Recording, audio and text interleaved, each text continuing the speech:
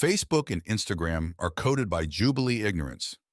It is not that hard to find bugs in most of the systems available to us online. Google, Mail, Analytics, Search Console, Facebook, Instagram, Twitter, just to mention a few. And on top of that, they are so arrogant that they have no customer support. Many people will never experience bugs, but as soon as you begin to really utilize these systems, the bugs will pop up. And unfortunately, I seem to attract them. In this video, I will show you a few insane bugs, mostly from Facebook. But Instagram is pretty bugged too.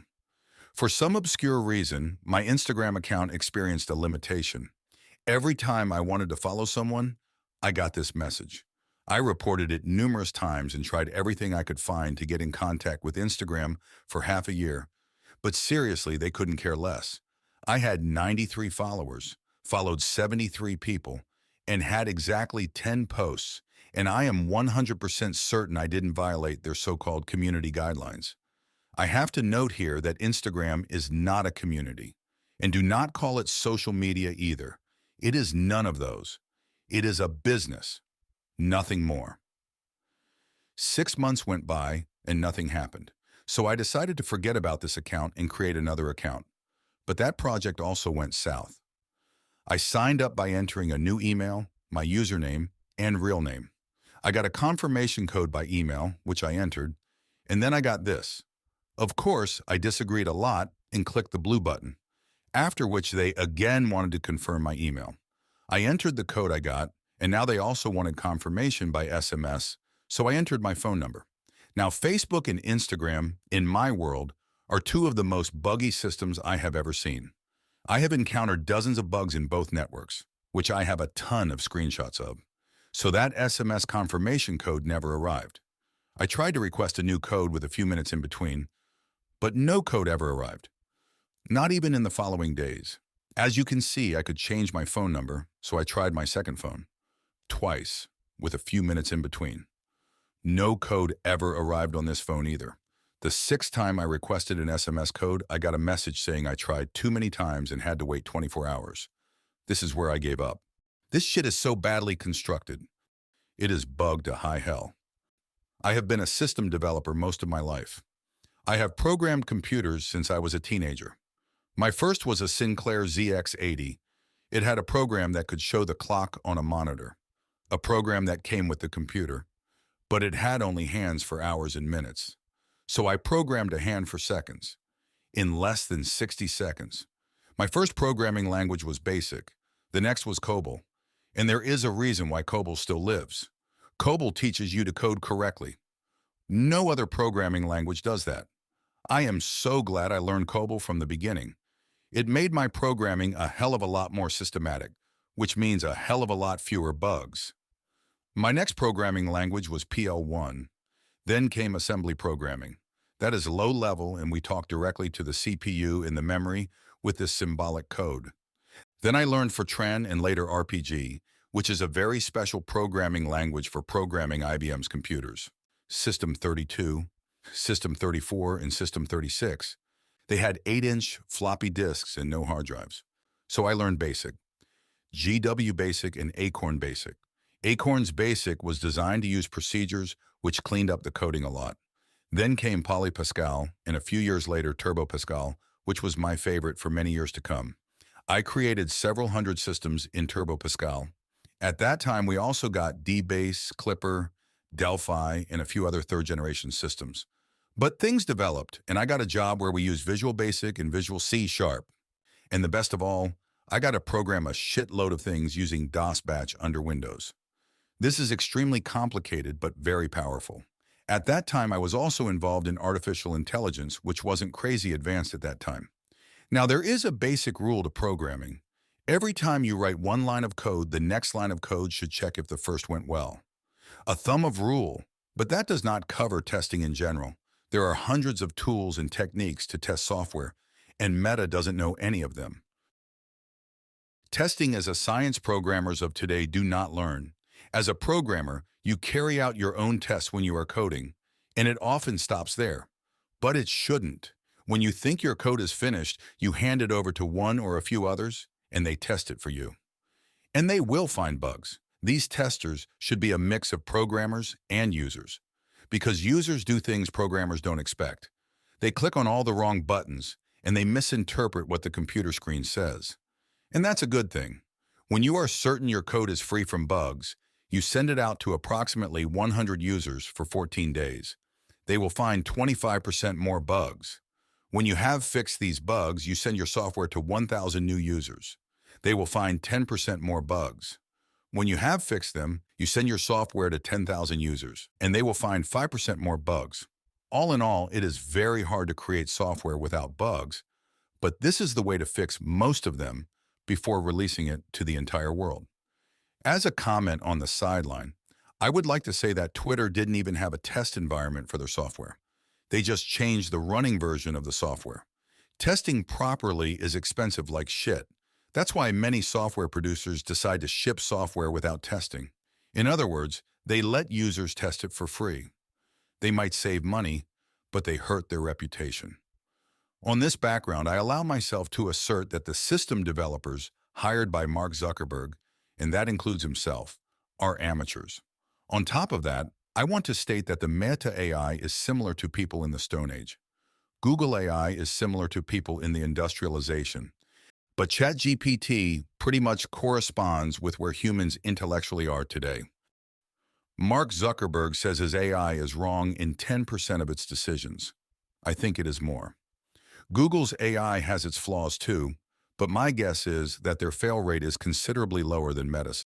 ChatGPT also makes mistakes, but it is worth noticing that these mistakes pretty much corresponds to the kind of mistakes humans make. ChatGPT can talk about things that are obviously wrong. So can humans, and they often do. This is two peculiar error messages from Facebook. The first saying unknown error, whatever that is supposed to mean. The second saying, couldn't ask the question. I have no idea who Facebook was trying to ask or what the question was, but it failed utterly. Facebook in itself is a technical problem. This message and me are having frequently intermezzos.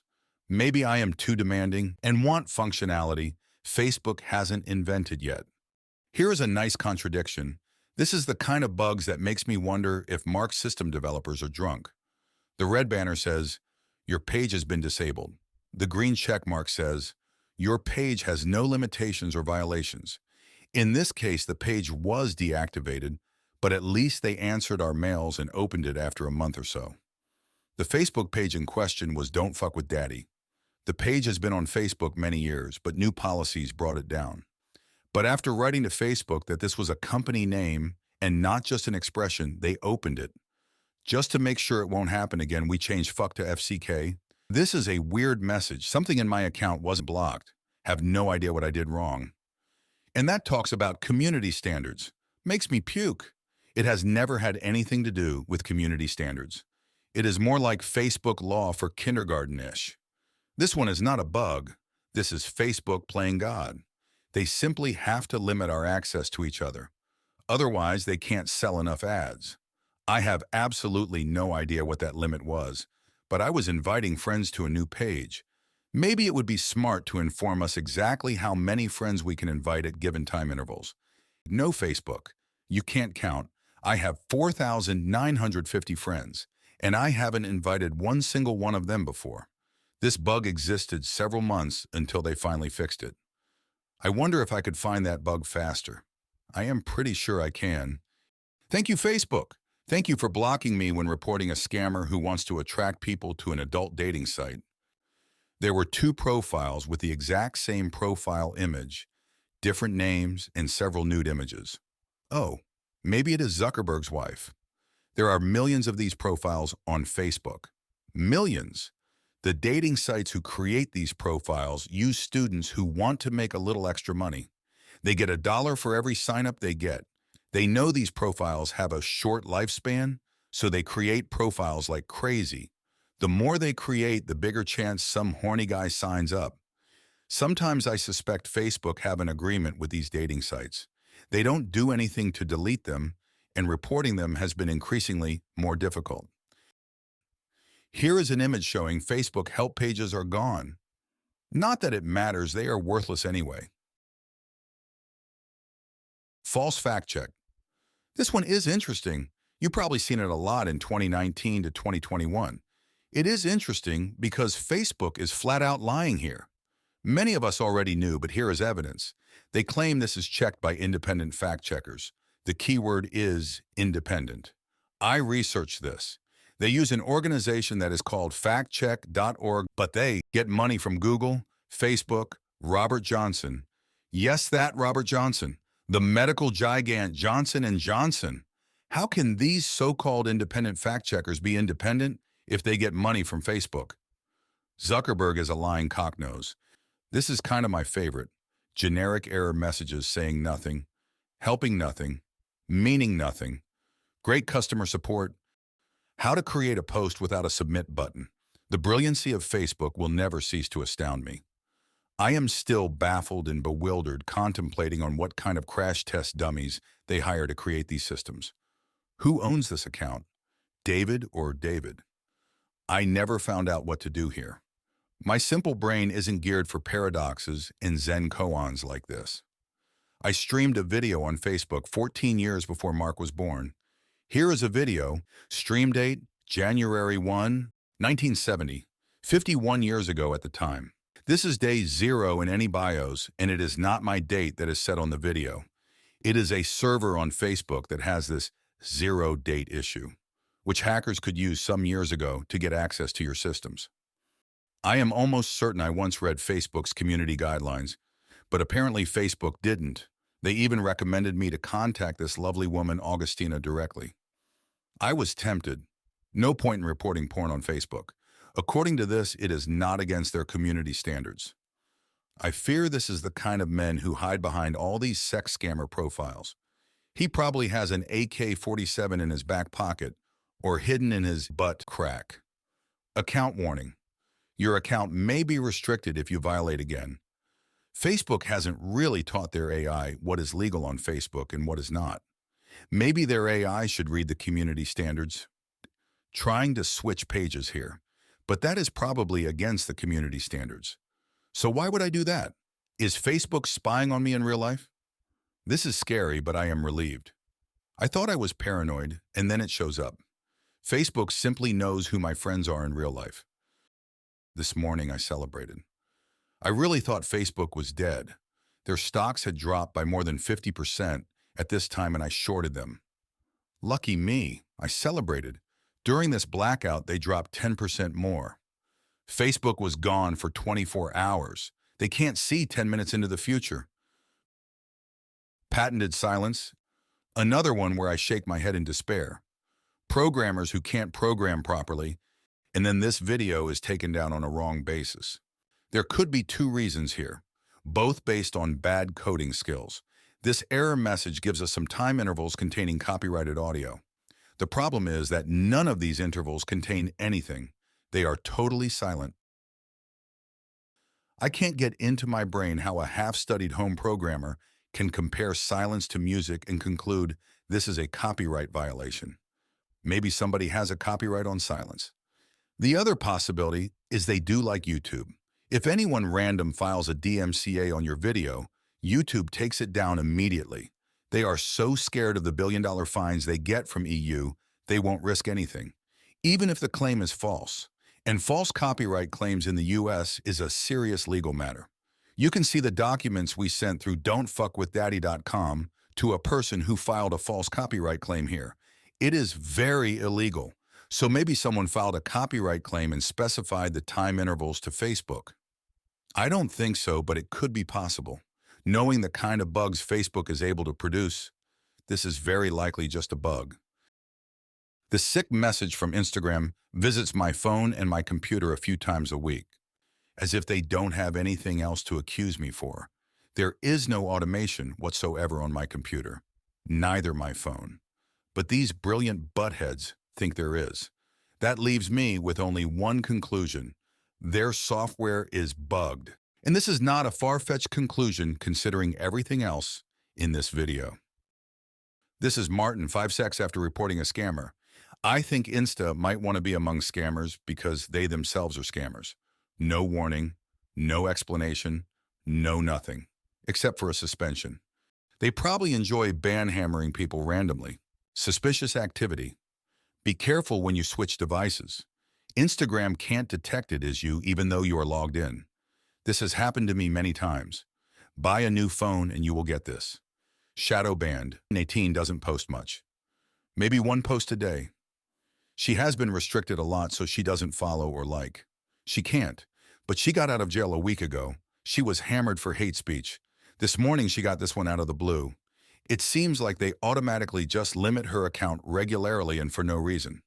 They probably don't have anything better to do. It can be frustrating getting imposed to these kinds of limitations, and you have no idea what is going on because they don't tell you why, and there is nothing you can do about it. But they do make a ton of mistakes. Nadine's account has been hit with one unexplainable limitation after another from day one on Instagram, all of them because of a retarded, demented, and psychopathic Stone Age AI, and a bunch of developers and managers with the same qualifications. They don't even qualify for the title amateur. Nadine gets this try again later error when clicking like and when commenting. I tried clicking on that button and it sure felt strange. Nothing seemed to happen. So I got curious. I analyzed the code behind the button, and guess what? There is no code. The button is dead. It doesn't do anything. It is an obvious bug, but they don't care. They don't read our reports anyway. Ban hammered for hate speech. All she did was comment, "Nice ass," using $signs instead of S, under an AI image of a woman who showed her beautiful ass to the camera. Just to show how incompetent these firecrackers on Instagram are. They can't tell the difference between a compliment and hate speech. These unqualified thundercunts can't poke a stick into a dog poop without ruining both. This is me trying to post a comment on one of Adam's videos, but Instagram says, "Couldn't post comment." See the message in the lower left of the image. I know for sure I haven't done anything wrong, but for some crazy reason I can't post. I might be shadow limited, but I don't know for sure. I can't see that anywhere. I think their retarded AI misunderstood my comment, although I can't figure out how. I tried changing the entire text, but it didn't work.